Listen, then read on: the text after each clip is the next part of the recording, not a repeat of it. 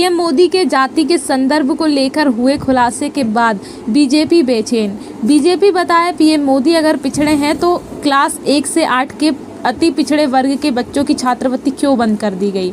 BJP कहती है कि काका कलेंकर आयोग की रिपोर्ट में मोर घांची को ओबीसी बताया गया। 1994 में मोर घांची को ओबीसी जाति में शामिल किया गया, फिर दोबारा 2002 में क्यों ओबीसी में शामिल किया गया। ये क्या खेल हो गया, बीजेपी बताएं। पीएम बताएं मोर घांची जाति अगर पिछड़ा है तो 1931 की जनगणना में गुजरात में उस जाति का 40% साक्षरता दर था, वो पिछड़ा कैसे हुआ। 15% साक्षरता दर वाले राजपूत समाज अगड़ा कैसे हुआ। अगर मैं गलत हूँ तो केस करें मुझ पर। अपनी कमी को छुपाने के लिए ही जातीय गणना से भाग रही बीजेपी। ये देख लीजिए, घांची मुस्लिम, तेली अलग बिरादरी है, मोर घांची अलग है, तेली राठौड़ अलग है, तेली अलग बिरादरी है, और कह रहे हैं प्रधानमंत्री तेली जाति के। बताइए तो, प्रधानमंत्री का ही अपमान बीजेपी के नेता कर रहे हैं। उनकी जाति है मोर घांची और उनके बारे में बोल रहे हैं कि तेली है ये। बताइए ये कहां से ले आए। और हम मोर घांची के इतिहास को भी बताना चाहते हैं, यह जानना बहुत जरूरी है। यह 1931 की जनगणना का है। 1931 का सेंसस जो लास्ट जातिगत जनगणना हुआ, उस जातिगत जनगणना के बारे में जानिए। हिंदू घांची और मुस्लिम घांची दो सामाजिक समूह गुजरात में होते थे।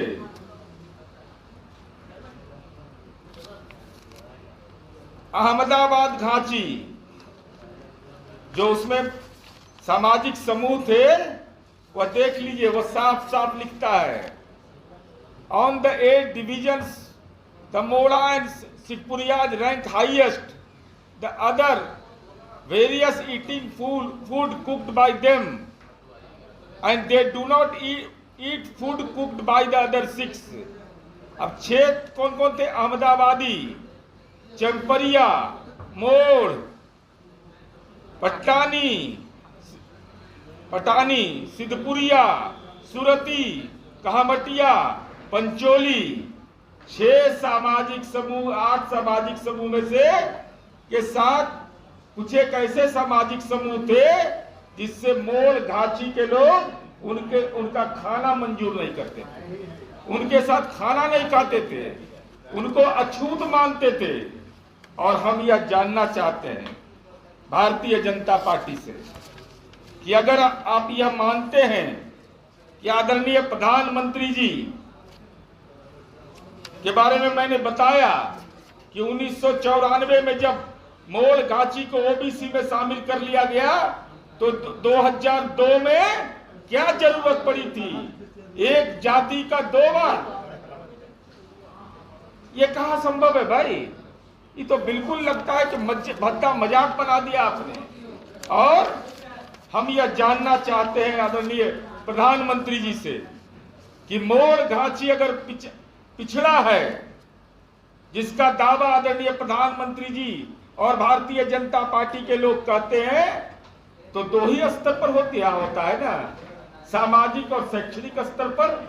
तो मोर घांची 1931 की जनगणना में इसका साक्षरता दर था 40.59% और राजपूत जाति का साक्षरता दर था 15 से 20%, पटेल जाति का 25 से 35%। तो जिसका साक्षरता दर 12 से 15 से 20%, राजपूत का, पटेल का 25 से 35%, वो रहेगा अगला। और जिसका साक्षरता दर है 40.59, वो रहेगा पिछड़ा। ये कहां का पैमाना है आदरणीय नरेंद्र मोदी जी? यह साफ साफ बताइए। चूंकि 1931 की जनगणना के बाद देश में कोई जनगणना नहीं हुआ, तो कौन सी वो रिपोर्ट है जिस रिपोर्ट के आधार पर आपने पिछड़ा समुदाय में इसको जारी करने का नोटिफिकेशन जारी कर दिया?